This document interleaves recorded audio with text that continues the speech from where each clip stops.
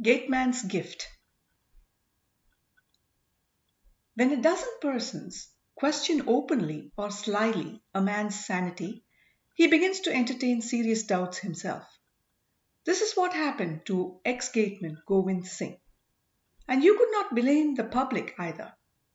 What could you do with a man who carried about in his hand a registered postal cover and asked, "Please tell me what there is inside"? The obvious answer was, "Open it and see." He seemed horrified at this suggestion. "Oh, no, no, no, can't do it," he declared and moved off to another friend and acquaintance. Everywhere the suggestion was the same until he thought everyone had turned mad. And then somebody said, "If you don't like to open it and yet want to know what is inside, you must take it to the X-ray Institute." This was suggested by an ex-compounder who lived in the next street. "What is it?" asked Govind Singh. It was explained to him. "Where is it?" He was directed to the City X-ray Institute. But before saying anything further about his progress, it would be useful to go back to an earlier chapter in his history. After war service in 1914 to 1918, he came to be recommended for a gatekeeper's post at Engladias. He liked the job very much. He was given a khaki uniform, a resplendent band across his shoulder, and a short stick. He gripped the stick and sat down on a stool at the entrance to the office. And when his chief's car pulled up at the gate, he stood at attention and gave a military salute. The office consisted of a staff numbering over 100, and as they trooped in and out every day, he kept an eye on them. At the end of the day, he awaited the footsteps of the general manager coming down the stairs, and rose stiffly and stood at attention. And after he left, the hundreds of staff poured out. The doors were shut. Singh carried his stool in, placed it under the staircase, and placed his stick across it. Then he came out, and the main door was locked and sealed. In this way, he had spent 25 years of service, and then he begged to be pensioned off. He would not have thought of retirement yet, but for the fact that he found his sight and hearing playing tricks on him. He could not catch the manager's footsteps on the stairs, and it was hard to recognize him even at 10 yards. He was ushered into the presence of the chief, who looked up for a moment from his papers and muttered, "We are very pleased with your work for us, and the company will give you a pension of 12 rupees for your life." Singh clicked his heels, saluted, turned on his heel, and went out of the room with his heart brimming with gratitude and pride. This was the second occasion when the great man had spoken to him, the first being on the first day of his service. As he had stood at his post, the chief, entering the office just then, looked up for a moment and asked, "Who are you?" "I am the new gatekeeper, master," he had answered. And then he spoke again, only on this day. Though so little was said, Singh felt electrified on both occasions by the words of his master. In Singh's eyes, the chief had acquired a sort of godhood, and it would be quite adequate if a god spoke to one only once or twice in a lifetime. In moments of contemplation, Singh's mind dwelt on the words of his master and on his personality. His life moved on smoothly. The pension, together with what his wife earned by washing and sweeping in a couple of houses, was quite sufficient for him. He ate his food, went out and met a few friends, slept, and spent some evenings sitting at a cigarette shop which his cousin owned. This tenor of life was disturbed on the first of every month when he donned his old khaki suit, walked to his old office, and salaamed the accountant at the counter and received his pension. Sometimes, if it was closing, he waited on the roadside for the general manager to come down and saluted him as he got into this car. There was a lot of time all around him, an immense sea of leisure. In this state, he made a new discovery about himself, that he could make fascinating models out of clay and wood dust. The discovery came suddenly, when one day a child in the neighborhood brought to him its little doll for repair. He could not only repair it, but made a new thing out of it. This discovery pleased him so much that he very soon became absorbed in it.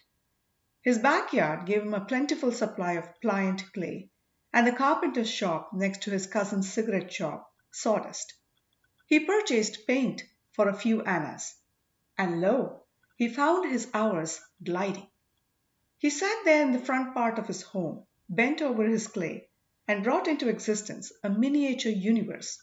All the colors of life were there, all the forms and creatures, but of the size of his middle finger.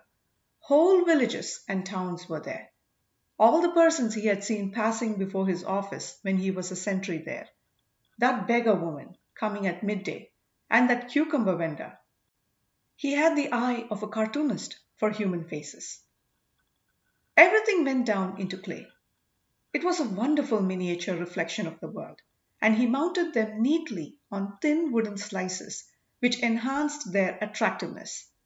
He kept these in his cousin's shop, and they attracted huge crowds every day and sold very briskly. More than the sales, Singh felt an ecstasy when he saw admiring crowds clustering around his handiwork.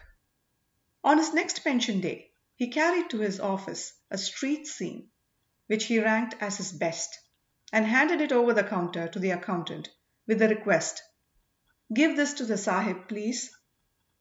"All right," said the accountant with a smile. It created a sensation in the office and disturbed the routine of office working for nearly half an hour. On the next pension day, he carried another model, Children at Play, and handed it over the counter. "Did Sahib like the last one?" "Yes, he liked it." "Please give this one to him," and he passed it over the counter. He made it a convention to carry on every pension day an offering for his master, and each time his greatest reward was the accountant's stock reply to his question. "What did the Sahib say?" "He said it was very good." At last he made his masterpiece, a model of his office frontage, with himself at his post, a car at the entrance, and the chief getting down. This composite model was so realistic that while he sat looking at it, he seemed to be carried back to his office days. He passed it over the counter on his pension day, and it created a very great sensation in the office. "Fellow, you have not left yourself out either!" People cried and looked admiringly at Singh. A sudden fear seized Singh, and he asked, "The master won't be angry, I hope?" "No, no! Why should he be?" said the accountant, and Singh received his pension and went home. A week later, when he was sitting on the payor, kneading clay, the postman came and said, "A registered letter for you." "For me?" Any letter would have upset Singh. He had received less than 3 letters in his lifetime, and each time it was a torture for him till the contents were read out. Now, a registered letter. This was his first registered letter. "Only lawyers send registered letters, isn't it so?" "Usually," said the postman. "Please take it back. I don't want it," said Singh. "Shall I say refused?" asked the postman. "No, no," said Singh. "Just take it back and say you have not found me."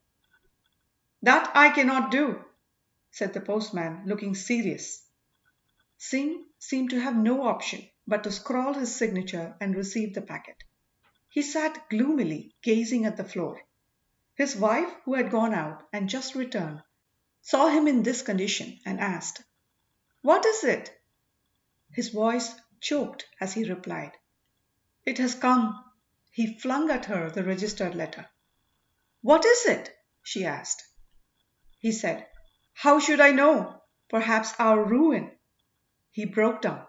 His wife watched him for a moment, went in to attend to some domestic duty, and returned, still found him in the same condition, and asked, "Why not open it and see? Ask someone to read it." He threw up his arms in horror. "Woman, you don't know what you're saying. It can't be opened. They have perhaps written that my pension is stopped, And God knows what else the Sahib has said. Why not go to the office and find out from them? She asked. Not I. I will never show my face there again, replied Singh. I have lived without a single remark being made against me all my life. Now, he shuddered at the thought of it. I knew I was getting into trouble when I made that office model. After deeper reflection, he said, every time I took something there, people crowded around, stopped all the work for nearly an hour. That must also have reached the Sahib's ears. He wandered about saying the same thing with the letter in his pocket. He lost taste for food, wandered about unkempt with his hair standing up like a halo, an unaccustomed sight. His years in military service having given him a habitual tidiness. His wife lost all peace of mind and became miserable about him. He stood at the crossroads, clutching the letter in his hand. He kept asking everyone he came across, tell me what there is in this. But he would not brook the suggestion to open it and see its contents. So forthwith Singh found his way to the City X-ray Institute at Racecourse Road. As he entered the gate, he observed dozens of cars parked along the drive and a Gurkha watchman at the gate. Some people were sitting on sofas reading books and journals. They turned and threw a brief look at him and resumed their studies. As Singh stood uncertainly at the doorway, an assistant came up and asked, what do you want? Singh gave a salute, held up the letter uncertainly and muttered, can I know what is inside this?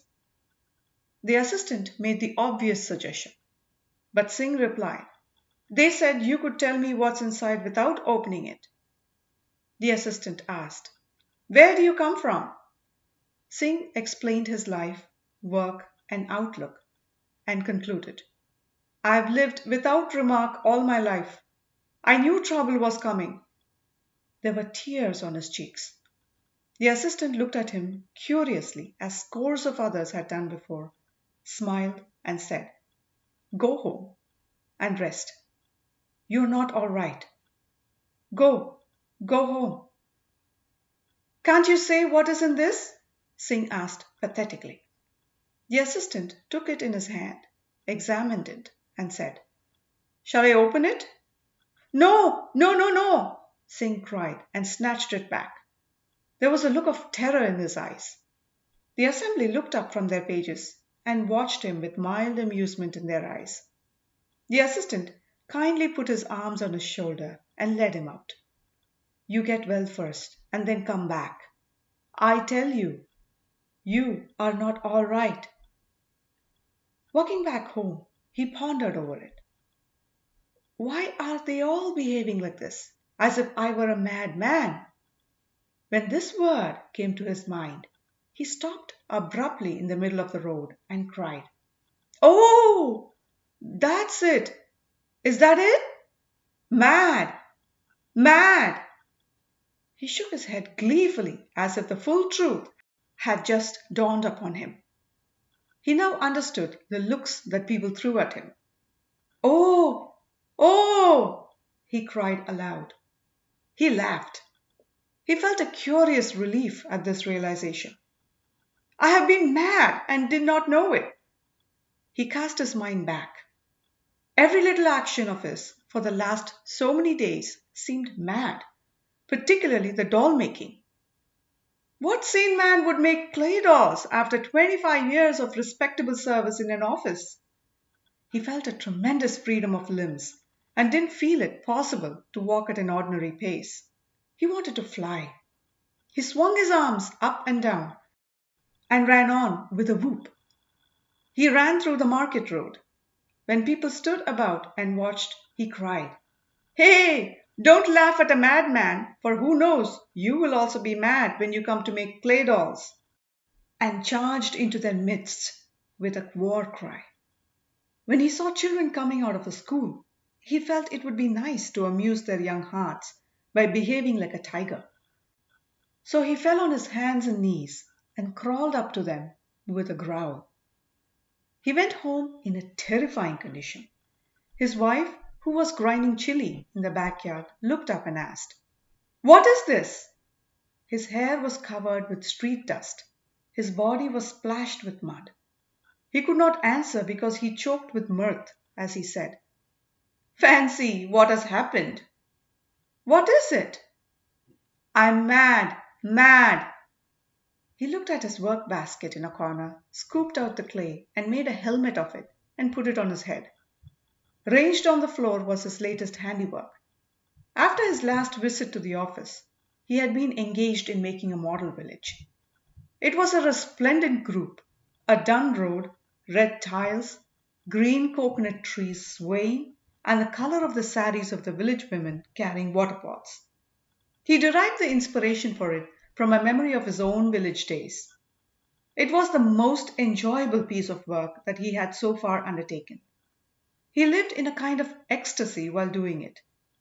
"I'm going to keep this for myself, a memento for my father's village," he declared.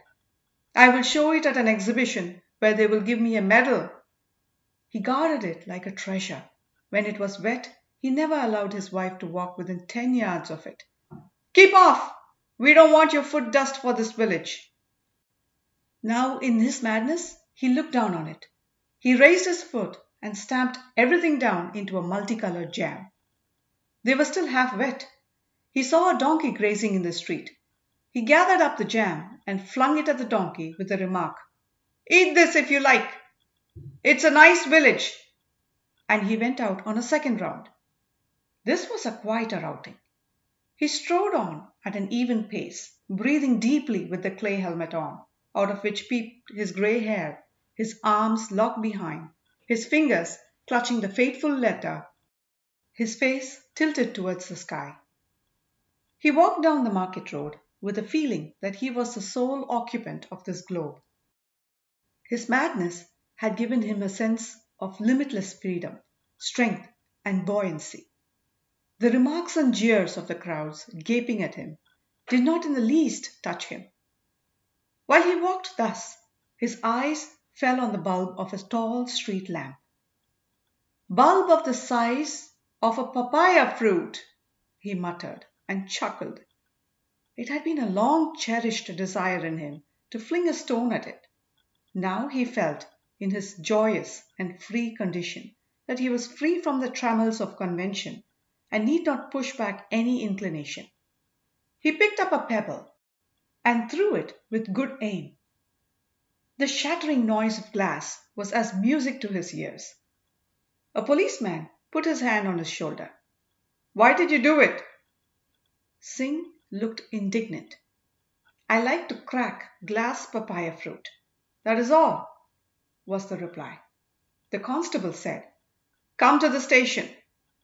"Oh yes, when I was in Mesopotamia, they put me on half ration once," he said, and walked on to the station.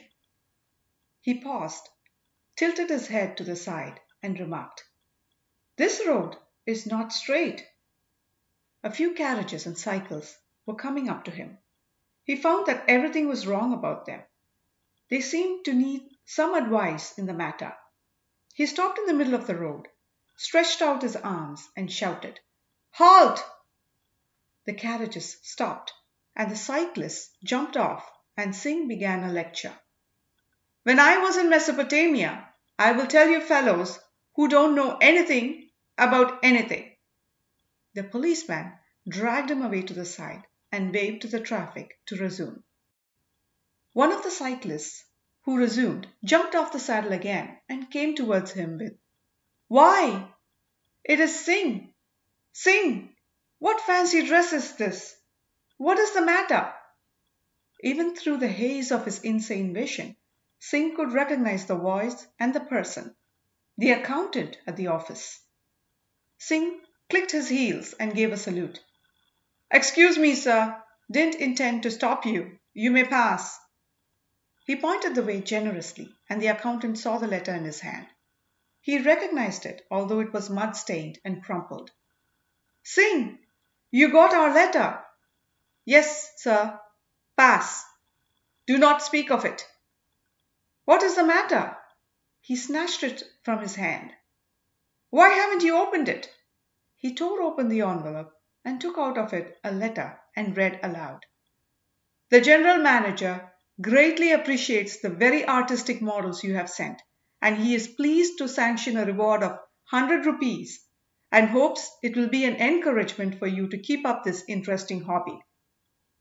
It was translated to him word for word, and the enclosure, a cheque for 100 rupees, was handed to him. A big crowd gathered to watch this scene. Singh pressed the letter to his eyes.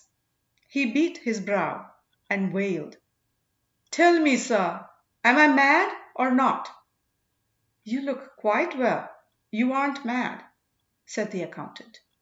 Singh fell at his feet and said with tears choking his voice, "You are a god, sir, to say that I am not mad. I am so happy to hear it." On the next pension day, he turned up spruce as ever at the office counter. As they handed him the envelope, they asked, "What toys are you making now?" "Nothing, sir. Never again.